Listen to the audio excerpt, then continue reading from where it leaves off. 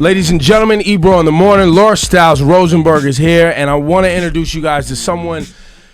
We do a lot of interviews, but mostly music interviews, right? Yeah, or random owners of pet rocks. Or just whatever. Or if Ebro just says, Hey.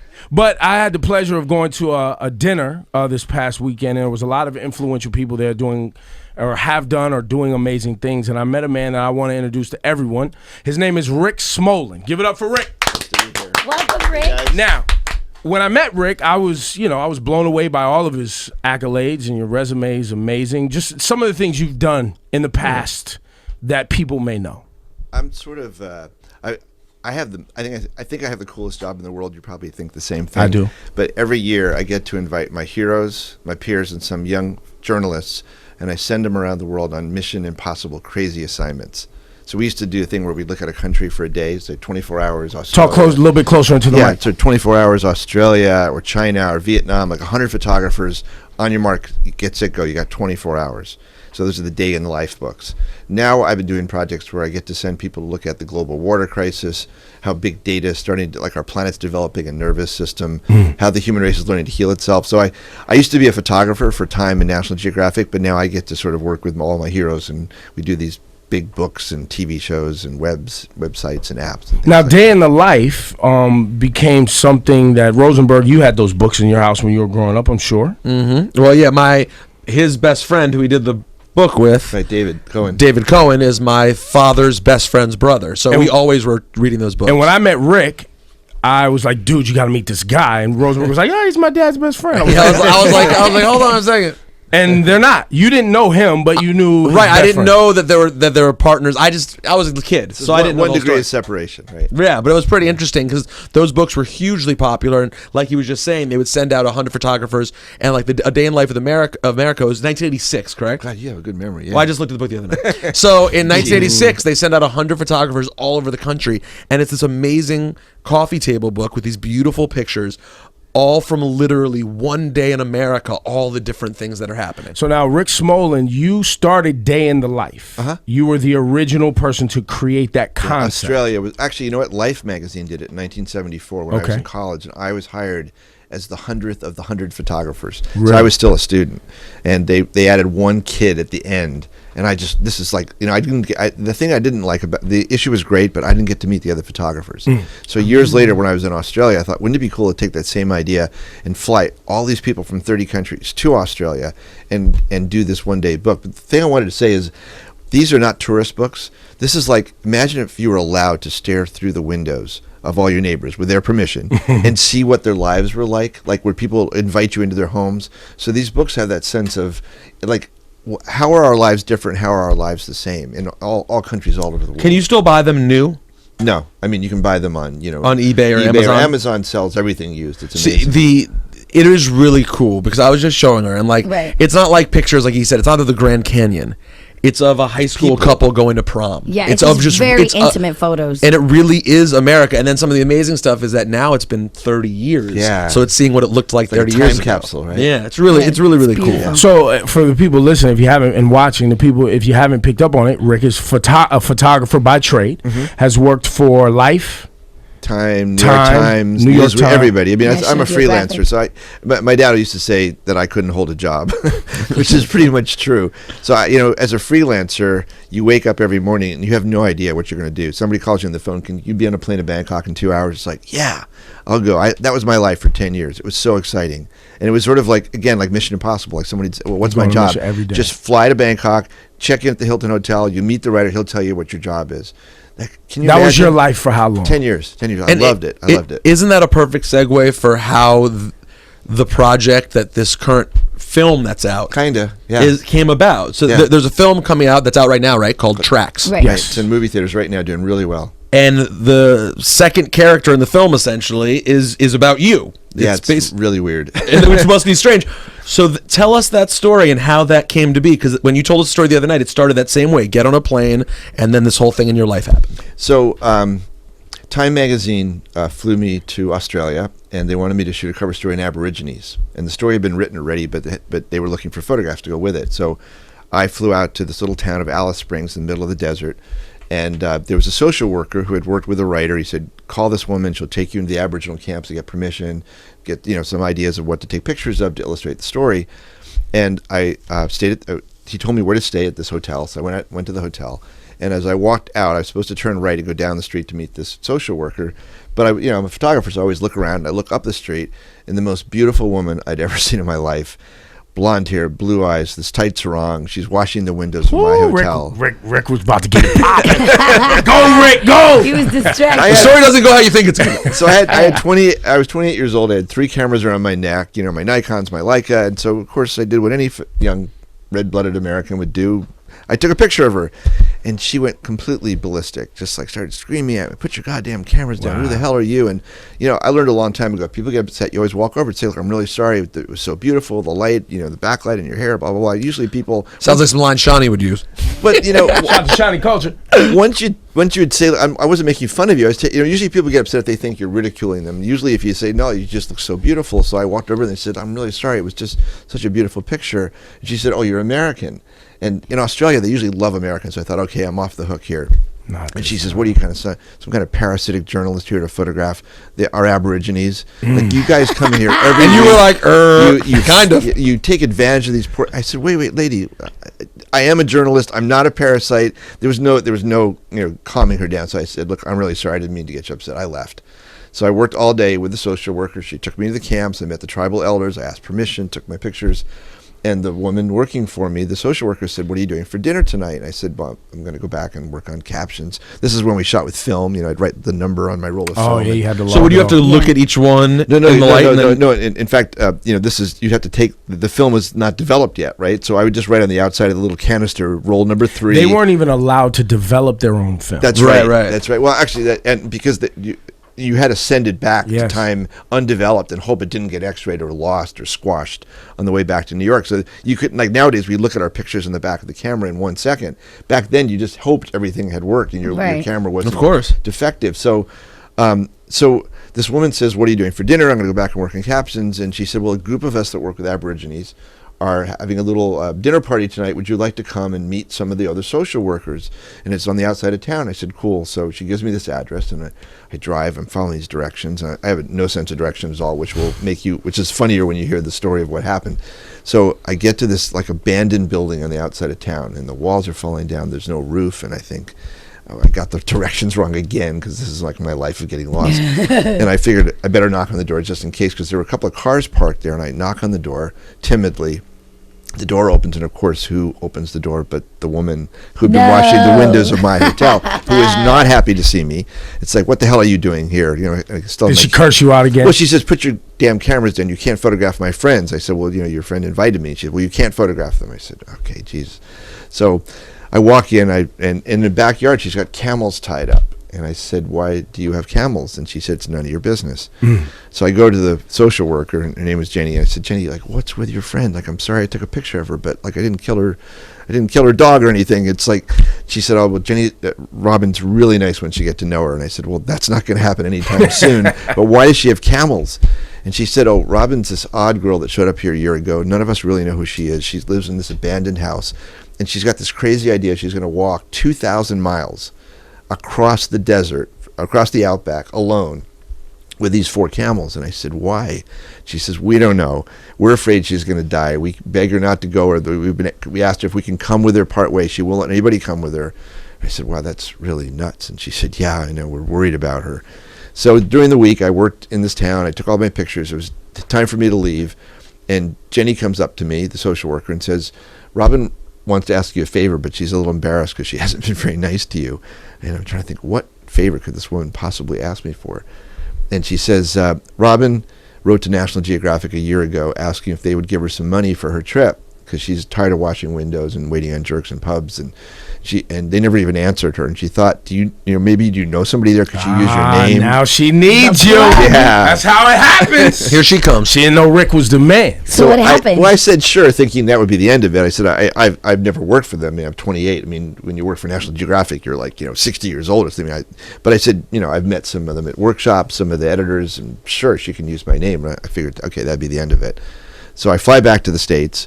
My phone rings a week later, and it's the editor of National Geographic. I go, gulp, it's like, yes, what can I do for you? I totally forgot this whole thing about giving my name to Robin. And he said, well, we got this letter from this very interesting woman in Australia, and she told us about this trip she wants to make, and we're thinking of funding her trip, but is she going to die? Is she a nutcase? Is she going to, we don't want the headline National Geographic Explorer dies a week too. Right. And I said, well, she's very intense, and I've seen her camels, I've seen her maps. She's, very fierce and focused. And he said, well, since you guys are such good friends, would you like to be the photographer that we send to find her 5 times during her 9-month journey in the Outback? So oh my God. I wasn't even a Boy Scout, so I'm a New York City kid. So all of a sudden, I'm on this incredible adventure with this mad woman who hates me. I mean, she hated me the moment she met me, and now she feels like she's, the moment they gave her the money, then she felt she'd sold her soul to the devil. Right. So now I represent that she sold out her whole trip. She didn't even want her friends coming. But she needed you, though. She needed the money, though. I know. And this is a story we hear all the time. Yeah. People, they want to be so independent until they can't afford it, and then they need some sort of corporate and then support. someone writes them a check, and then they hate the person who writes them a check for having expectations. And Sounds now like she a has to rapper. see you all the time. It reminds her of what she did. So did you have to go with her through the entire trip? No. So I had to find her 5 times in the Outback, and as I said, I have no sense of direction. So it never took me more than 24 hours, not once, to actually find her, no matter how remote or isolated she was. How would you find her? The Aborigines always knew where she was. As long as I could find an Aboriginal encampment, I'd say, have you seen the Camel Lady? That's what they called her. And she was like a legend out there. Most white people that go out there, most tourists go out there, they're in their air-conditioned RVs listening to rock and roll music or whatever. And she had learned to speak their language. She had audio cassette tapes, so she was learning to speak Pitjantjatjara, the local dialogue, language. She wasn't going out there to study them. She wanted to learn from them. She wanted to learn about what sort of their legends about Dreamtime, what food they ate. And I think they just loved the fact that somebody was treating them with respect and not looking at them. And they had been disrespected for hundreds of years so many by people. the government there. Yeah, and this is one of the fights I had with her. I mean, she and I became very close during the trip, but we had these really interesting conversations. You guys looking at each other, okay? Very they became close. No, but one of the conversations we had at the beginning is I said, look, you when we first met were really critical about me photographing Aborigines. And I said, your attitude is that photographers and journalists are parasites. Well, if this is a contest about who cares the most about Aborigines, you win, because I'm American. I just showed up. I'm just learning about this. But if my pictures are on the cover of Time magazine and 11 million people around the world see what your country has done to these poor people, the way that they've been treated, who's going to actually help them more? I mean, I hope my pictures are going to shock people and disturb them and make them want to step in and do something. I think it's great that you're out here spending time and learning about them. That's your own personal thing, but it doesn't make you a better person than me. It's like, it's not about like who cares the most. That's right. So we had, I don't know if you guys have met in your life people that challenge you all the time. Yeah, we work for a hip hop radio station that's nonstop. Nonstop. So, I'd come out there and she would say things like, you Americans treat friendship like Valium. It's like the insult of the day. I said, okay, like, what does that mean? Because she's always doing this to me. And she's challenging herself too, but it was always... We call that trolling now. She's trolling you. She's trying to get a reaction out of you every day, just poking you, trying to piss you off. And, I'm a pretty calm guy. So I said, okay, so Americans treat friendship like Valium. What the hell does that mean? And she said, every time I see Americans together, they're all saying, don't worry, everything will be fine. It'll all work out. And I said, that's a bad thing, right? She said, yeah, it's bad because in Australia, if you care for somebody and you think they're marrying the wrong person or they've got an abusive boss or whatever, you hit them over the head with a 2x4. You risk your friendship to be a friend. And she said, whenever I see Americans together, you're all cowards. I mean, again, she was like always doing this to me. I said, we're cowards. Why? She said, because you won't actually be a friend, because you won't risk your quote-unquote friendship to be brutally honest with your friends. And I thought, okay, that's interesting. I mean, I'd never had that thought. We call that before. keeping it real. Yeah, well, that's basically what keeping it real is. I said, that's a really interesting point. Okay, I mean, so you guys fell in love. It sounds like. Yeah. Uh-huh. And so don't ruin the movie, man. Tracks it in theaters right now, Ebro. Well, I mean, all of that's in the movie, but even more is also the story of the Aboriginal people of Australia. I'm sure, is that captured in this movie? It is. Because I know you captured it on film. Yeah. And you also have a book that you have a Kickstarter program going on. Yeah. Because the people, they wanted to make this story into a movie, but they didn't actually want to make this book that you've spent your own money to create? They didn't want to do a big, beautiful coffee table book. Oh, they just wanted to do some little flimsy. Yeah. They would have done something, but it wouldn't have been this. Yeah, so when Robin's story came out, and I'm sort of jumping ahead here because I want to tell you more about some of the conversations out there because I think it's pretty interesting. Well, is any of that in the movie, the conversations that you guys have? Because I don't want to spoil the whole movie. No. The movie plays her as an angry young woman, which was true to a large extent, but she was also very funny and very eloquent, very insightful. I mean, one day I showed up, and I'd just been shooting a cover story for Time magazine in Taiwan or something, and I'm sitting by the fire, and she said, "When are you going to get here?" And I said, "What?" And she said, "When are you going to get here?"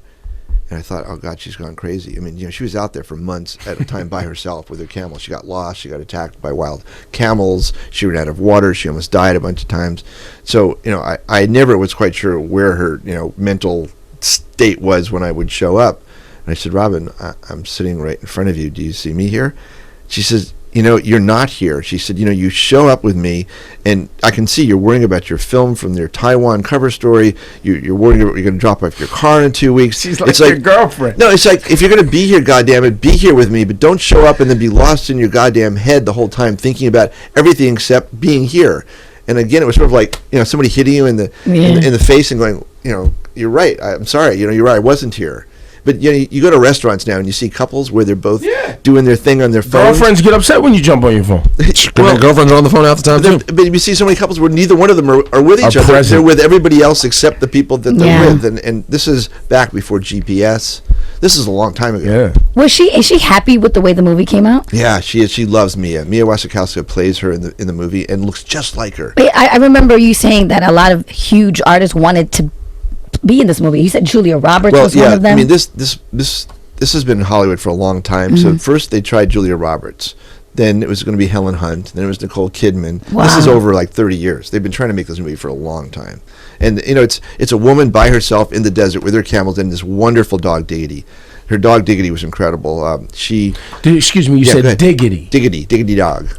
Diggity dog. That was before No Diggity. So you're saying Das Effect? What? Oh, you're saying Teddy Riley stole from this land? No diggity, no doubt. Wow, that's crazy. So my question for you is life lessons, right? You have at this point in your life when this movie takes place. What year are we talking about?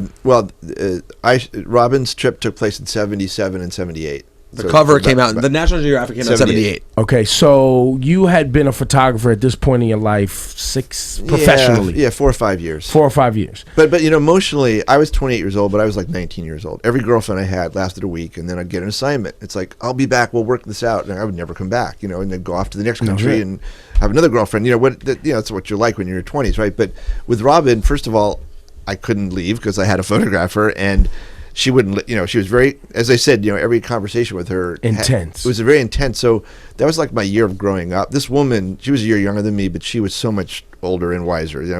I don't believe in reincarnation, but this woman had been here before. Old spirit. She was she had so many unique perspectives on life that I'd never met any human being, male or female, that ever looked at the world the way she did. So each time you found her in the desert in Australia, you spent how much time in each period? About 2 weeks each time. So you would spend 2 weeks. What was it like every time you left? I was terrified she was going to die. I mean, I remember I would look at her in the rearview mirror. 'Cause I had a Toyota Land Cruiser, to get out there. And as I would drive away, I'd always look at her in the mirror and think, would this be the last memory I would have of her? Because I wanted to stay out there. I didn't want to leave, but she wanted to be. Well, you were in love. Of course. And the more I cared about her, the more I had this terrible sense of dread every time I left her that she'd be found dead someplace. And in fact, the scariest thing for me is one day I was in Hong Kong, doing another assignment. I came down to breakfast at the Hilton Hotel, and I met the writer who I was working with, and he looked really white, and he said, "You better sit down." I said, "Well, what's wrong?" He said, "Just sit down." I sit down, and he hands me the local paper, English language, the Hong Kong Daily Standard or something, and it says, "Mysterious camel lady missing in Gibson Desert. Whoa. Desperate search underway." And I just had a heart attack. I thought, oh my God, it's happened. She's died. And I flew to Australia, and I remember flying all night. I woke up, and they refueled the planes back then. You had to stop in Darwin, the top of Australia, on the way down to Perth. And when they brought all the newspapers in the morning to give out to everybody on the plane, They were my photographs. The pictures had never yet been published in National Geographic on the front page of every paper in Australia. So you had to think that she was because National Geographic gave the photos out, so it had to. Yeah, like there was no way they would have given my pictures out. This is a story that they were pretty excited about. Yeah. So obviously she must be dead, because why would they give my pictures out? So I was just in such a state of despair and dread, and so I went, and when I arrived at the airport, there were like 80 journalists there with the camera crews and photographers, and I mean it was like a siege.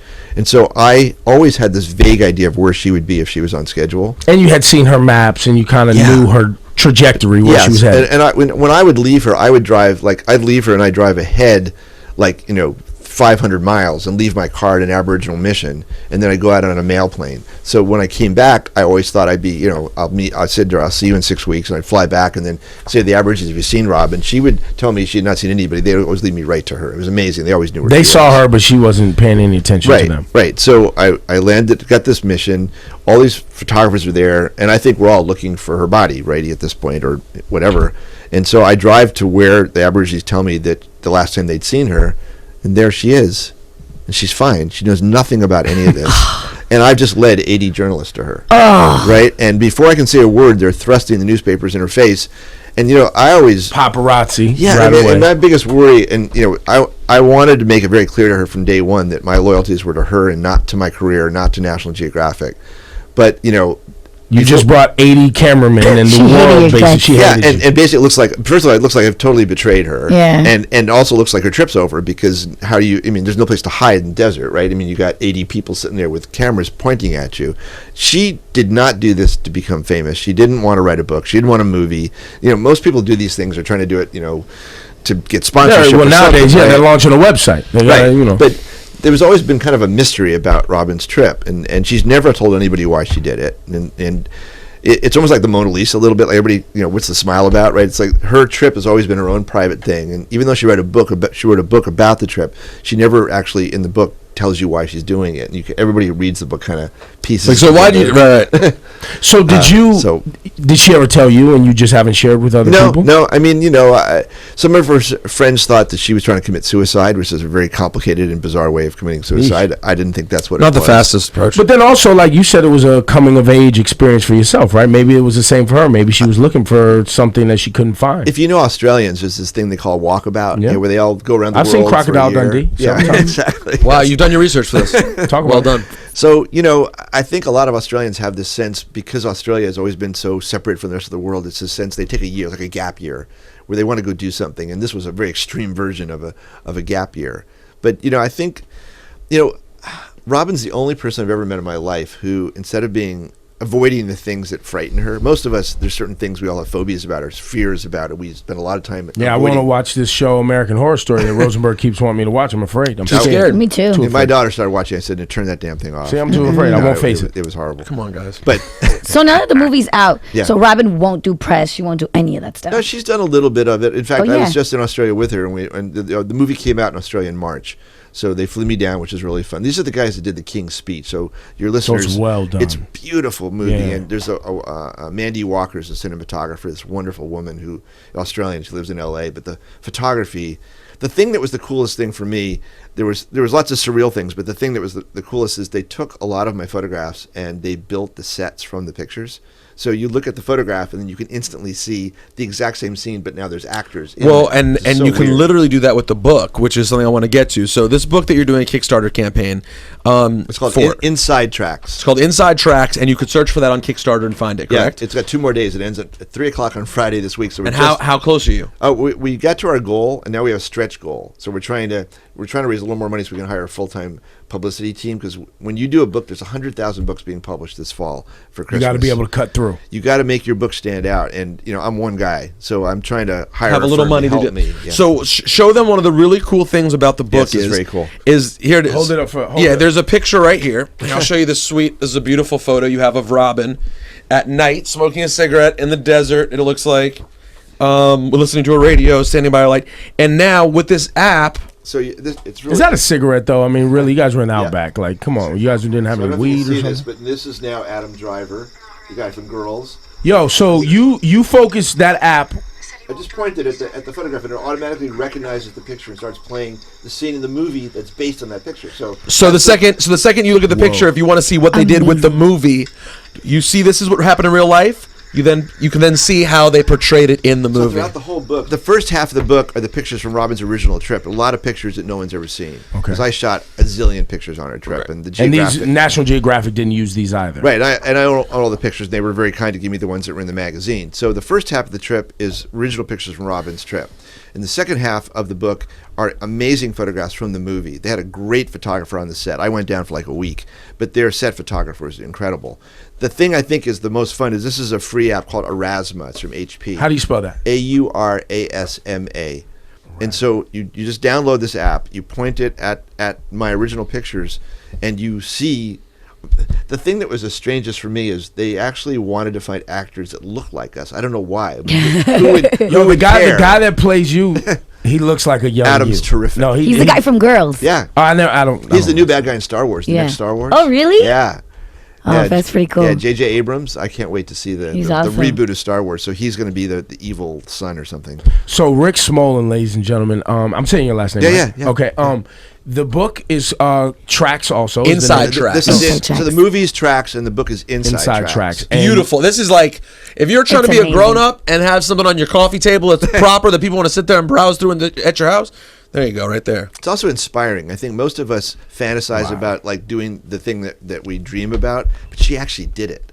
And if you want to help other people find out about this book, that's what the Kickstarter program is about. Exactly. The Kickstarter program is to help Rick and obviously Robin share this amazing coming-of-age story about traveling across the desert and falling in love. And it's very romantic. Where's the movie playing in New York? Angelica and the Lincoln Plaza Cinemas. And it's playing across the country it's also, 67 right? theaters now. And Entertainment Weekly did a huge spread. The Wall Street Journal said it was like the movie of the year. It was just so exciting. It feels like, in description, like it's the kind of movie that when award season comes around is in conversations. Golden Globes, Oscars. Well, feels like there's already buzz about Mia. I mean, it's a one. The guy that plays Mia is in there a little bit, but it's all about Mia and Robin. I mean, Mia Wasikowska is an amazing actress, and she's really they love the Oscars love movies where people have to just kind of be on their own for 2 hours playing a movie basically by themselves. Besides the camels, no disrespect, and the dog, and diggity dog. Don't you diggity dog. Don't you diggity dare disrespect. I never diggity. I would never diggity disrespect diggity dog. Can I tell you where Diggity came from? Her dog. So her dog saved her life many times during the trip. But 2 years before Robin went to the Outback to start getting ready for her trip, she was working as a janitor in a hospital in Brisbane. And she heard these terrible cries at night when she was cleaning out the garbage coming from the basement. And she went down there and found out they were taking stray dogs and using them to do experiments on. Horrible. And she said she couldn't stand it. So the second night, when all the other janitors had left, she took the keys and went downstairs and opened up all the cages and all the doors to the hospital, let all the animals out. And they'd brought a puppy in that morning that nothing had been done to yet. And the puppy just stood there, didn't run away. And that became Diggity. And when you see the movie, to be honest with you, it's more of a love story between her and the dog than her and me. Now, I'm saying that seriously. Right. He's the real... If you've ever had a dog, you've never seen a story like this, of her closeness with this animal. It saves her life so many times. And she talks to Diggity because it's the only creature out there. He and his dog FaceTime. Incredible. Does he dial you? Do you dial? I dial him. We spoon, and I whisper things to him. I tell him how much I love him. You fell in love before we wrap. You're married now. I am, and very happily married. Not to Robin. To my wife Jennifer Irwin. Why didn't you marry Robin? Robin has never gotten married, never had kids, never really settled down. She's always after this trip. She went to India and spent a year living with Robin's a crazy person. Let's talk about it. Not bad. Robin sounds like she'll kick all of our asses. Yeah, Robin. She doesn't sound like the easiest relationship, but absolutely fat, and somebody who makes you think all the time. And again, somebody that goes towards her fears and really inspiring. She wrote a book called Tracks, by the way, which is all this is based on. And whether you're interested in my big coffee table book, which I hope people will be, on Kickstarter, Robin's book Tracks is available on Amazon. And it's, again, you're sort of inside. One of the things I kept saying to her, you got to keep a journal. You're going to want to write a book someday. She said, why do you have to turn everything into a product? Like, why can't you just experience things and not be always filtering it and thinking about how to tell your friends a story about it? And I said, you're like, because I want to make some money. Right, that's what artists are supposed to say, and and then other people are supposed to make sure the rest of the world sees it. Hey, this is amazing. Really quick before we wrap, okay? Yeah. I want to ask you the Kickstarter. If I go to Kickstarter and I look up Inside Tracks and I donate, by making a donation, I'm sure of a certain amount, do I also get a book? Oh yeah, so you get an autographed book. You also, and there's some levels where you get one of the original National Geographics from 1978. Oh wow! So that's a collector's item. Woo, that's dope. There's one level where you get prints, and actually, I usually charge a couple $100 for a print, and we're just including them with the book as part of the package. We're giving some people slides. Actual slides are in my camera from the trip because I shot so many, and they're good pictures. I just did, I put the ones I like the best in the book. So there's all kinds of kind of interesting levels. It's a great, inspiring book for the woman in your life or the man in your life. You want to just give them something, or just a family gift to the house. Yeah, the kids love these things. Yeah. So, but I love those. It ends on Friday, so we're down to the last 2 days now of the campaign, and we've done really well, but we're trying to get it up even higher right now. And there's, lynda.com, ever heard of lynda.com? It's one of these where you can learn Photoshop or Illustrator or InDesign. So they've just said if we can get to our next goal, which is $60,000, we're at 53 now today, that every single person, even if they do a $1 donation, they'll get a free subscription to lynda.com. I mean, listen. Pretty cool. Pretty cool. Lil Dicky got $100,000 on Kickstarter. For what? Rick, do you know who Lil Dicky is? No, he does not. Don't worry about it. He's a rapper, but the point is, What about the guy who made all that money off of potato salad? The balloon one. Have you heard? There's a guy that did balloons about a month ago, where you can basically you insert a hose and you get 100 water balloons in 30 seconds, so you don't have to tie them. And how much did he make on Kickstarter? He was trying to raise $10,000. He raised $1 million. I bought 3 for my kids because my kids looked at it and said, 100 water balloons in 30 seconds, Dad, you've got to order this. It is kind of cool. However, $1 million. $1 million. If we can't get this happening for our brother Rick right here and get this book out, I think it's just a great learning thing. It's great. I mean, the photography's great. There are going to be 2 kinds of people who watch our video. They're the people who watch our stuff every day, waiting to hear what gossip we say, and so they can hate on us and say that we're the worst show ever, we're super annoying. And then there are the people who watch and actually educate themselves. And I think there are going to be people who are going to be pretty excited because I know me, when I heard that, the only reason Rick is here is because we all heard that story and we're so captivated by it. So the first people will be as well. Well, the day in the life stuff too. Yeah, the day in the life portion of your resume was like, wait a minute. Then when we heard this, it was like, okay, this is crazy. Yeah, it's a great story. So I'm excited to see the movie. I'm excited for the book. Well, I think also, Rick, I'm intrigued by the idea that you were.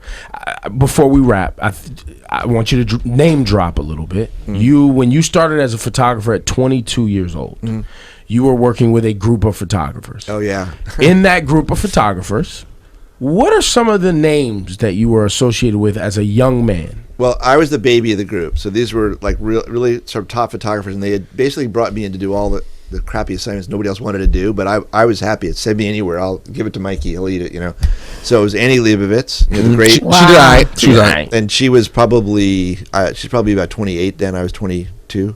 And Eddie Adams did the famous picture at the street shooting in Saigon, the one that Pulitzer Prize. Doug Kirkland, the picture of Marilyn Monroe wrapped in a sheet.